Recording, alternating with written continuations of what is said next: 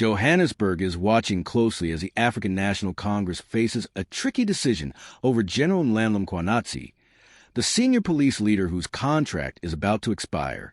The issue looks simple at first glance. Should his term be renewed, or should new leadership take over? Yet under that question lies a complex mix of politics, performance concerns, and the competing interests of powerful figures inside the party. In this video, we will unpack what is known, why it matters, and what the possible paths forward could mean for the country. To understand why this moment matters, it helps to look back a little. General Mkhwanazi rose through the ranks and reached a level of national prominence where his decisions shaped important security policies. The police service is central to how South Africa manages crime and public safety, and who leads that service affects policy, morale, and public confidence.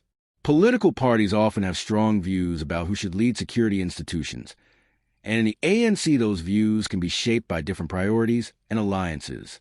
At a recent National Executive Committee meeting, sources say members debated whether President Cyril Ramaphosa should allow Mkhwanazi's contract to lapse without renewal.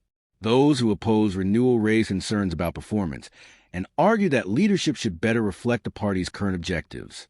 They said the security sector must be aligned with the ANC's plans, and that leaders must be accountable to those goals. Supporters of Mkhwanazi pushed back, saying his experience and that sudden change can cause harm. No final decision was reached at that meeting, and the matter remains unresolved. The public debate also included claims that external forces pushed for his removal. The ANC rejected these claims and said the party alone discusses and decides such matters. But even the suggestion that outside influence could play a role raises questions about independence and transparency.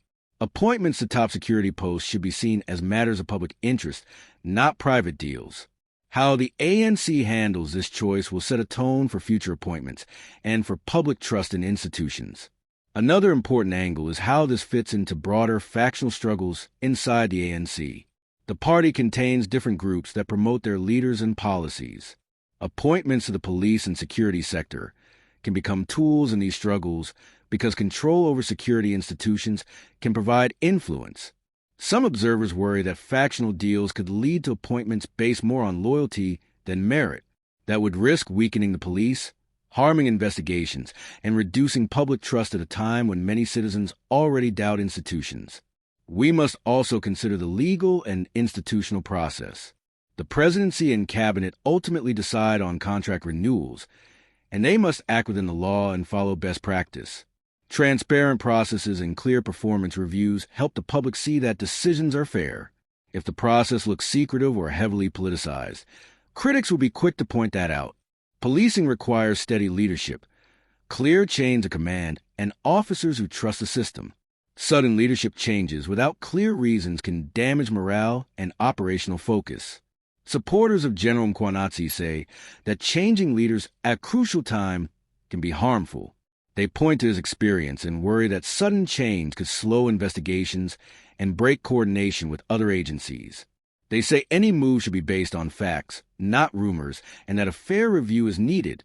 Critics reply that the police must adapt to new priorities and that fresh leadership can bring new ideas, rebuild trust, and correct past mistakes. For them, renewing a contract without proper scrutiny would weaken standards and send a bad signal about accountability.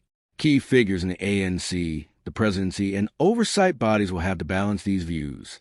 If the process is open and evidence-based, it may reduce public doubt. If it is secretive, distrust will grow and opponents will use the issue to score political points. Civil society groups and policing experts will likely call for clear performance data and independent assessments. Unions and rank-and-file officers will watch closely, too, because leadership changes affect promotions, morale, and daily operations. The outcome could set a pattern for future security appointments. It could influence whether merit, loyalty, or factional compromise becomes a norm. In a country where crime is a daily concern, people want leaders who are effective and who respect the rule of law. Getting that balance right matters for democracy and for everyday safety. There are also international perceptions at stake, since how a country handles security leadership can affect investor confidence and diplomatic relations. There is a practical timeline to consider. Contract expiry creates a deadline and forces a decision. Deadlines can sharpen debate and lead to quick outcomes, but they can also produce rushed choices. One sensible path could be a short, transparent extension while an independent review is completed. That approach buys time and shows care, while allowing for proper assessment. Each possible choice carries risk. Renewal may calm one side and anger another. Non-renewal may bring change, but also disruption. A compromise may avoid immediate conflict, but leave longer questions unresolved.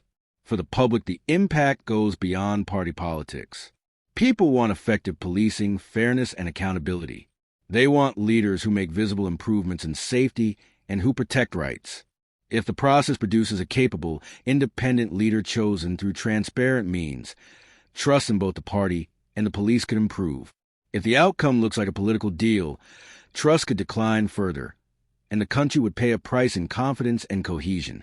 In closing, the question of General Mkhwanazi's future is a test for the ANC's internal unity and its commitment to transparent governance. The decision will be watched by political actors, civil society, and ordinary citizens. It will reveal how the party navigates the tension between political control and institutional independence. No matter the outcome, the key is that the process be open, fair, and focus on the public interest rather than short-term advantage. Tell us what you think in the comments below. Do you want continuity or change in police leadership? Which matters more to you, competence, independence, or political alignment? If you found this video helpful, subscribe, and turn on alerts. Share with friends who care about good governance. Thanks.